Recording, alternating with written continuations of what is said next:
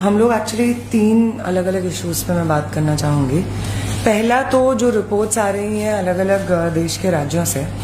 कल हम लोग बिहार में थे, वहाँ पे हम लोग सबसे पहले बेऊर जेल गए। बेऊर जेल वो जेल है जहाँ पे जो मैक्सिमम अरेस्टेड स्टूडेंट्स हैं, प्रोटेस्टर्स हैं बिहार के, उनको बिहार के अलग अलग जेलों से, ज़िलों के जेलों से ला करके फाइनली कल रात को मैक्सिमम को बेऊर जेल में शिफ्ट किया गया है। वहाँ पे हम लोग मिलने गए। वहाँ पे बेऊर जेल में पालीगंज के एमएलए कॉमरेड संदीप सौरभ के साथ साथ आइसा के राज्य के अध्यक्ष और secretary comrade Dhananjay, comrade Dipankar, Patna university के स्टूडेंट एक्टिविस्ट कॉमरेड सबा और दिव्यम, दोनों वहीं पे ये सारे साथी बेऊर जेल में अरेस्टेड हैं। उनके साथ साथ बाकी अन्य 80 से ज़्यादा साथी वहाँ पे बेऊर जेल में लाए गए हैं कल रात। हमने जब उनसे बात की तो हमें 2-3 मेन चीज़ें पता चली। पहली चीज़ कि 24 तारीख से अलग अलग बिहार के कोनों से स्टूडेंट्स का अरेस्ट शुरू हो गया था। 24 तारीख को जिन स्टूडेंट्स को अरेस्ट किया गया बिहार पुलिस द्वारा, 20 से 24-25 घंटे तक उन्हें अलग अलग थानों में रखा, बिना कोई खाना प्रोवाइड किए। वहाँ पे उनके साथ जाति धर्म के आधार पे ज़बरदस्त क्रिमिनल इंटिमिडेशन, और उसके बाद फाइनली 24-25 घंटे के बाद उन्हें बेऊर जेल लेकर के आया गया। मुस्लिम जो प्रोटेस्टर्स हैं उनके साथ में स्पेसिफिकली हम चिन्हित करना चाहेंगे इस तरीके की भाषा का प्रयोग करना कि ये तो आतंकवादी हैं, आपका इनकाउंटर कर दिया जाएगा। ये तमाम भाषा का प्रयोग मुस्लिम प्रोटेस्टर्स जिनको बिहार पुलिस ने अरेस्ट किया है उनके खिलाफ किया गया है। उसके अलावा जब हम लोग बेऊर जेल कर पहुंचे तो हमें पता चला कि कल रात को ही 80 से ज़्यादा स्टूडेंट्स को बिहार के अलग अलग कोनों से बेऊर जेल में शिफ्ट किया गया था। जितने भी स्टूडेंट्स आए थे उनके साथ बहुत ज़्यादा हिंसा हुई थी और उनको किसी भी तरीके का मेडिकल फर्स्ट एड भी बिहार पुलिस ने प्रोवाइड नहीं किया था। इसके बाद हम लोग कल डीजीपी विनय कुमार, बिहार के डीजीपी से मिलने गए।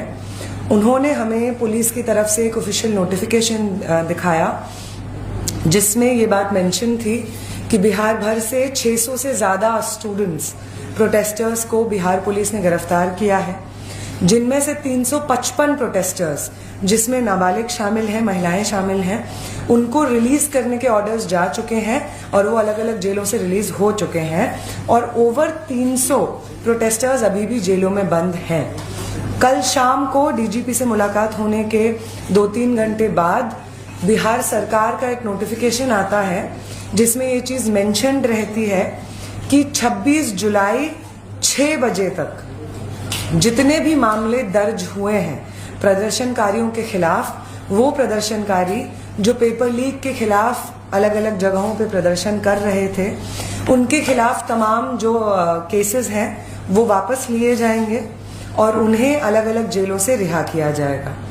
हम इस नोटिफिकेशन को वेलकम करते हैं, लेकिन एक नोटिफिकेशन के आने में और उस पर अमल होने में बहुत फ़र्क है। इसलिए जब तक सारे प्रोटेस्टर्स बिहार के अलग अलग जेलों से रिलीज नहीं हो जाते हैं, आइसा का बिहार प्रदेश भर में एक 30 जुलाई का कॉल है। उस 30 जुलाई के कॉल के लिए हम लोगों ने तमाम बाकी स्टूडेंट ऑर्गेनाइजेशन से भी अपील की है, यूथ ऑर्गेनाइजेशन से भी अपील की है और 30 जुलाई को एज प्लान्ड हम लोगों का ये प्रोटेस्ट प्रदर्शन तमाम प्रदर्शनकारियों की रिहाई की मांग के साथ साथ पेपर लीक और सरकारी एग्जामिनेशंस को कंडक्ट करने में जो मिसमैनेजमेंट हो रहा है बिहार भर में, उसके खिलाफ ये कॉल जारी रहेगा, जारी है। हम लोग उसकी तैयारी में इस वक्त बिजी हैं। ये इसके अलावा कल मेदांता हॉस्पिटल हम लोग गए, मैं वहाँ पे पहुँची। सिवान से जो खबरें आ रही थी जिसमें ये चीज़ इंक्लूडेड थी कि वहाँ पे AK-47 से फायरिंग हुई है जिसमें 4 छात्र घायल हुए हैं, उन्हीं छात्रों से मिलने के लिए हम लोग मेदांता गए। सारे छात्र मेदांता में भर्ती थे, जिनमें से 2 स्टूडेंट्स को अलग जगह शिफ्ट कर दिया गया है। हम 2 स्टूडेंट्स से मिल पाए। दोनों स्टूडेंट्स को बहुत सीरियस इंजरीज हुई हैं। एक स्टूडेंट को यहाँ पे नेक में इंजरी हुई है, जहाँ पे गोली इधर से जाके दूसरी साइड से बाहर निकली है। वो व्यक्ति, वो स्टूडेंट, वो प्रदर्शनकारी जिनको गोली लगी है, वो अपना एक पूरा हाथ, लेफ्ट साइड का हाथ इस्तेमाल नहीं कर पा रहे हैं। वो अपनी मर्जी से ना उसको उठा पा रहे हैं, ना उसमें कोई भी मूवमेंट इस वक्त पॉसिबल है। उनके फैमिली मेंबर्स से हमारी बातचीत हुई, हम उनसे कम्युनिकेशन में हैं। उनका इलाज फिलहाल तो सरकार की तरफ से हो रहा है, लेकिन उनको जो भी लीगल मदद भी चाहिए होगी वो भी हम लोग अपनी तरफ से उनको प्रोवाइड करेंगे। दूसरे स्टूडेंट से हम जिनसे मिलने गए, उन्हें पैर में, लेफ्ट साइड के पैर में चोट लगी हुई थी, जहाँ पे एक तरफ से उनको बुलेट जाती है, उनके बॉडी में एंटर करती है और दूसरी तरफ से निकल जाती है। उनकी 2 सर्जरीज शेड्यूल्ड हैं, जिसमें उनके पैर पे रॉड डलेगी और उसके बिना वो फिलहाल चल नहीं पा रहे हैं। इन 2 छात्रों से हमारी मुलाकात हुई। उन्होंने हमें बताया कि जब उन्हें इनिशियली इंजरी हुई और गोली लगी तो उन्होंने बाकी प्रदर्शनकारियों की मदद से खुद को नज़दीकी अस्पताल पहुंचाया। पुलिस की किसी भी तरीके की मदद उन्हें नहीं मिली थी। इनफैक्ट एक स्टूडेंट जिनको पैर में गोली लगी है, उन्होंने हमें बताया कि कैसे गोली लगने के बाद उनके दोस्त जब उन्हें सड़क से साइड कर रहे होते हैं तो पुलिस उनसे उनका नाम पूछती है। ये जान के, उनका पूरा नाम सुन के, ये जान के कि वो एक दलित छात्र हैं, उनके साथ और हिंसा करती है। उनके पैर से बहुत जोरदार खून निकल रहा होता है, उन्हें बहुत क्लियरली एक इंजरी होती है, उसके बावजूद बिहार पुलिस उनके साथ हिंसा करती है और कोई भी मदद हॉस्पिटल उनको ले जाने के लिए प्रोवाइड नहीं करती है। एक्सेसिव प्रेशर जब छात्र संगठनों के साथ के द्वारा और स्टूडेंट्स के द्वारा डाला जाता है, तब बिहार पुलिस इसमें हस्तक्षेप करती है और अपनी तरफ से उन स्टूडेंट्स के इलाज करने का वादा भी करती है और उनका इलाज अभी हो रहा है। ये बिहार से खबर हमें मिली है। दूसरा जो हमें इन्फॉर्मेशन मिला वो बंगाल से है। कल तक 14 स्टूडेंट्स के अरेस्ट होने की खबर आ रही थी, जिनमें से 13 स्टूडेंट्स मुस्लिम स्टूडेंट्स थे। शिवेंदु अधिकारी बंगाल के चीफ मिनिस्टर जो हैं, उन्होंने कहा था कि वो 70 और स्टूडेंट्स के ऊपर इंक्वायरीज करने जा रहे हैं, अरेस्ट करने जा रहे हैं।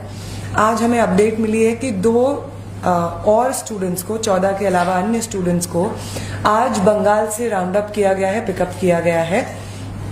जो वो 70 का आंकड़ा बताया जा रहा था, उस मामले में अभी फिलहाल कोई नए केसेस या ना तो दर्ज हुए हैं, ना कोई नए अरेस्ट इस वक्त बंगाल में हुए हैं। उनके साथ इस वक्त बातचीत चल रही है और जो स्ट्रिंजेंट लॉज के अंडर उनके चार्जेस फ्रेम किए जा रहे थे स्टूडेंट्स के खिलाफ, उन पे बातचीत चल रही है कि उन चार्जेस को ड्रॉप किया जाए।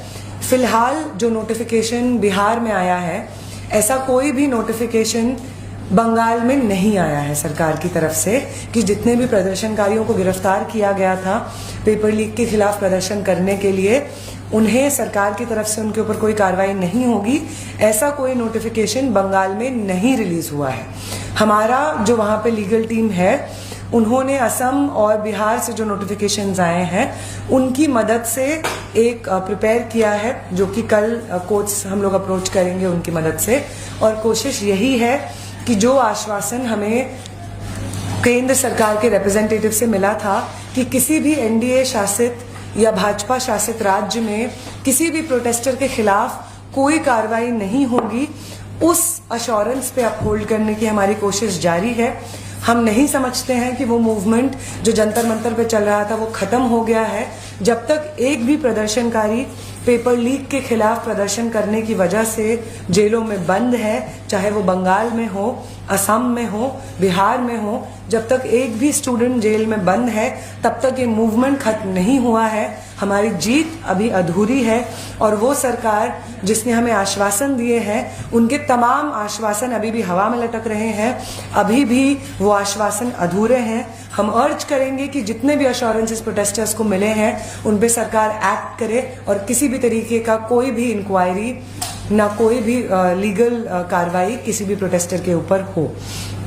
ये लीगल अपडेट हम लोग को एक देना था।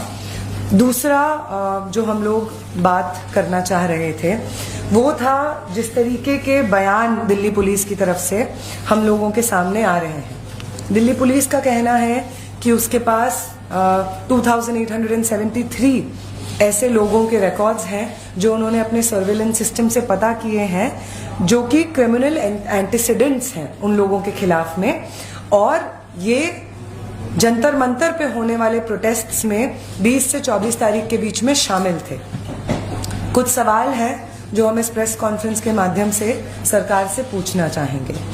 पहली बात, अगर आपके पास ये डेटा पहले से मौजूद था कि इतने सारे लोगों के ऊपर क्रिमिनल केसेस दर्ज हैं, तो फिर सरकार का, दिल्ली पुलिस का इस चीज का इंतजार करना कि कोई बड़ी गैदरिंग होगी या प्रोटेस्ट होगा जिसमें सब ये लोग आएंगे जिनके ऊपर क्रिमिनल केसेस दर्ज हैं और हम वहां से उनको आइडेंटिफाई करेंगे, ये तो किसी भी लॉ एंड ऑर्डर के प्रोसीजर का हिस्सा हमें नहीं लगता है कि है।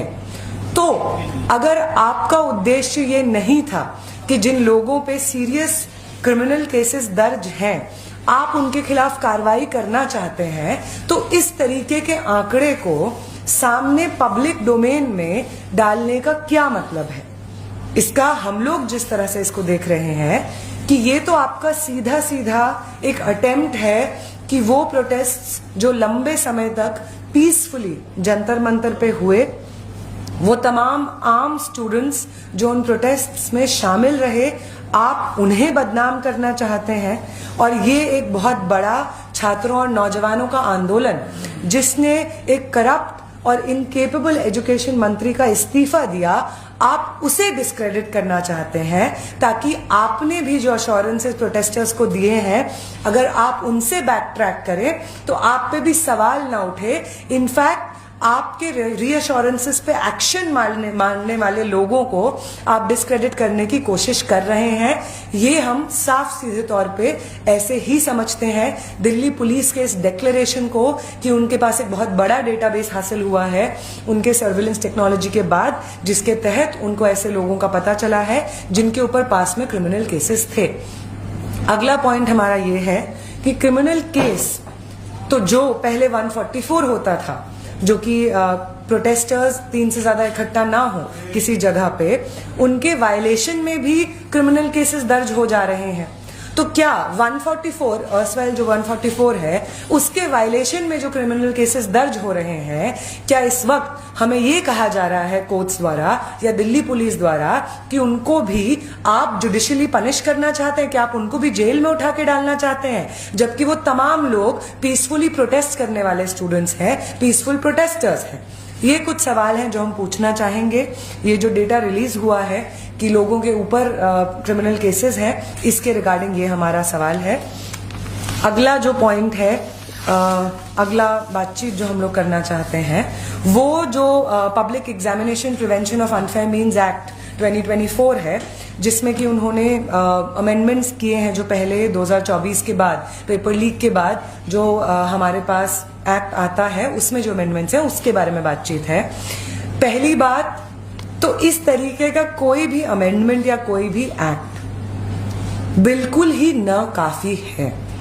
पेपर लीक का जो पूरा प्रोसेस और पूरा माफिया इस देश में चल रहा है, अगर उसको एड्रेस करने की जरूरत महसूस होती है तो सीधा सीधा एनटीए जैसे एजेंसी को बर्खास्त करके और दूसरा एनईपी, एक ऐसा पॉलिसी जिसके बाद देश भर में जो एग्जामिनेशंस, एंट्रेंस के एग्जामिनेशंस करवाए जाते थे, चाहे वो मेडिकल के हो, इंजीनियरिंग के हों या अलग अलग यूनिवर्सिटीज के भी जो एंट्रेंस एग्जामिनेशंस होते थे, उनका जो सेंट्रलाइजेशन हुआ है, वो सेंट्रलाइजेशन को सिस्टमेटाइज एनईपी ने किया है।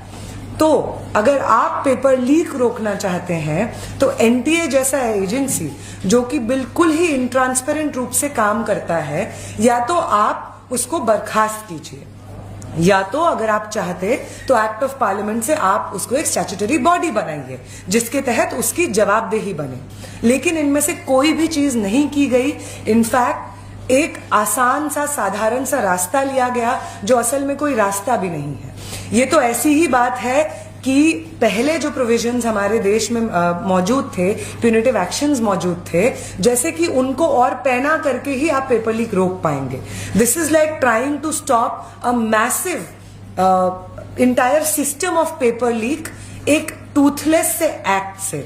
टूथलेस एक्ट हम इसलिए कह रहे हैं क्योंकि जितने भी अमेंडमेंट्स इंट्रोड्यूस हुए हैं वो अमेंडमेंट्स का जो नेचर है वो क्वांटिटेटिव है।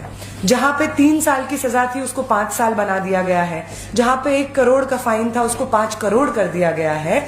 जैसे कि अगर आप डिग्री बढ़ा देंगे पनिशमेंट की तो पेपर लीक अपने आप में रुक जाएगा। हम समझते हैं कि ये जो एक प्रयास है ये कुछ नहीं करते हुए बहुत कुछ करते हुए हम दिखें, इस तरीके की सरकार की एक कोशिश है जिससे जमीन पे पेपर लीक के पूरे तंत्र पे कोई असर नहीं पड़ने जा रहा है। अगला जो पॉइंट है जो इसमें हम देखते हैं कि जो स्टूडेंट्स हैं, जो विक्टिम्स हैं पेपर लीक के, पेपर लीक प्रूव करने का जो ओनस है इस एक्ट के माध्यम से वो उन विक्टिम्स पे डाला जा रहा है और किसी भी तरीके का डिटेलिंग, किसी भी तरीके का रिड्रेसल जो है वो सिर्फ प्रोसीजरल बना दिया गया है, जो कि अगेन नाकाफी है। हम रिड्रेसल मैकेनिज्म का इलैबोरेशन नहीं चाहते हैं, हम साफ सीधे रूप से हाईएस्ट बॉडी का अकाउंटेबिलिटी चाहते हैं। हम देखते हैं कि इसी एक्ट में ये चीज जहां पे एक तरफ ये चीज लिखी हुई है कि मिनिस्ट्री और डिपार्टमेंट की ही जवाबदेही रहेगी अगर इस तमाम तरीके की चीजें होती हैं, लेकिन इसके साथ साथ ये भी मेंशन्ड है कि अगर कोई ऑफेंस कमिट होता है बिना उनके नॉलेज के, जो कि मिनिस्टर है या जो हाई रैंकिंग ऑफिशियल है, तो उनको एग्जेम्पशन मिलता है किसी भी तरीके के एक्शन से। ये बिल्कुल भी गैर जरूरी है, ये बिल्कुल भी काफी नहीं है। अगर पेपर लीक के इस पूरे सिस्टम को हमें डिसमेंटल करना है तो हाईएस्ट लेवल पे जो मिनिस्टर्स इंचार्ज हैं उनके ऊपर जवाबदेही आनी होगी, उनके खिलाफ एक्शन हो, इस चीज को प्रोविजंस में, एक्ट्स में शामिल होना होगा। ये बिल्कुल नहीं हो सकता है कि बार बार पेपर लीक के खिलाफ आप एनटीए का सारा स्टाफ बर्खास्त कर दीजिए लेकिन एनटीए अपनी जगह पे रहेगा। आप ऐसा नहीं कर सकते हैं कि सीबीएसई के चेयरमैन को आप हटा दीजिए लेकिन एजुकेशन मिनिस्टर अपनी जगह पे रहेगा। इसलिए हमारा यही समझदारी है कि इस एक्ट के माध्यम से एक तरह से अकाउंटेबिलिटी एस्केप भी करने की कोशिश की जा रही है उन हाई रैंकिंग ऑफिशियल्स की जिनकी कायदे से आखिरी जो व्यक्ति हैं, जिनके ऊपर जिम्मेदारी आती है पेपर लीक के इस पूरे प्रोसेस को एड्रेस करने की, इसको रोकने की। इसके साथ साथ जो अगला पॉइंट है टास्क फोर्स को लेकर के, जो एक स्पेशल टास्क फोर्स बनाई गई है इन तमाम चीजों को एड्रेस करने के लिए। पहली बात तो ये जो टास्क फोर्स का पूरा आइडिया है, ये आइडिया ही बहुत ही कॉम्प्लिकेटेड और पूरे प्रोसेस को इनट्रांसपेरेंट बनाने का एक अटेम्प्ट हमें मालूम होता है। इस टास्क फोर्स में जो लोग इन्वॉल्व्ड हैं वो लोग का दूर दूर तक एजुकेशन से कोई मामला, कोई लिंक ही नहीं है, ना उनका कोई एक्सपीरियंस रहा है काम करने का। पूरी तरीके से इसको एक ब्यूरोक्रेटिक एक्सरसाइज बना दी गई है जिसके माध्यम से एक टास्क फोर्स काम करेगी जिसमें सरकार की मर्जी के हिसाब से भर्ती होगी लोगों की और फिर से वही प्रोसीजर होगा कि वो टास्क फोर्स जिसका काम होना चाहिए पेपर लीक को रोकना, उसके खिलाफ एक्शन लेना, वो टास्क फोर्स फिर से वही काम करेगी कि जो मंत्री अकाउंटेबल है उनको बचाया जाएगा। यही हमारी इस पे समझदारी है। इसके साथ साथ जो लोग इन्वॉल्व भी हैं, इनफैक्ट चाहे वो अनीता करवाल हो जो कि secretary department of school education के हों या नीलेकानी हो जिनको इस पूरे प्रोसेस में इन्वॉल्व किया जा रहा है, ये वही लोग हैं जिनका पहले जो रिकॉर्ड है वो इन ट्रांसपेरेंसी का रिकॉर्ड है। इनफैक्ट पेपर लीक के मामले में इन लोगों का इन्वॉल्वमेंट हमें आश्वस्त नहीं करता है कि इस पूरे पेपर लीक के सिस्टम को एड्रेस किया जाएगा या पेपर लीक को बहुत सीरियसली सुना जाएगा, सरकार उसको सीरियसली टेकअप करेगी और अकाउंटेबिलिटी हाईएस्ट लेवल पे होल्ड की जाएगी। इन लोगों के इन्वॉल्वमेंट से इनफैक्ट हमें लगता है कि वही पूरा प्रोसीजर दोहराया जा रहा है कि जो लोग पहले करप्शन में इन्वॉल्व रहे हैं, जो लोग पहले इन तमाम मामलों में संलिप्त पाए गए हैं, उन्हीं लोगों को वापस आप टास्क फोर्स में भी इंक्लूड कर रहे हैं और पेपर लीक के मामलों को एड्रेस करने का जो गैर जरूरी प्रोसेस आपने प्रोसीजरल जो प्रोसेस है उसको बढ़ा दिया है, उसमें आप इंक्लूड कर रहे हैं। ये कुछ चीजें थी जो हम लोगों को जो बिल है इनके बारे में कहने थी। बाकी अभिज्ञान आगे इसको करें।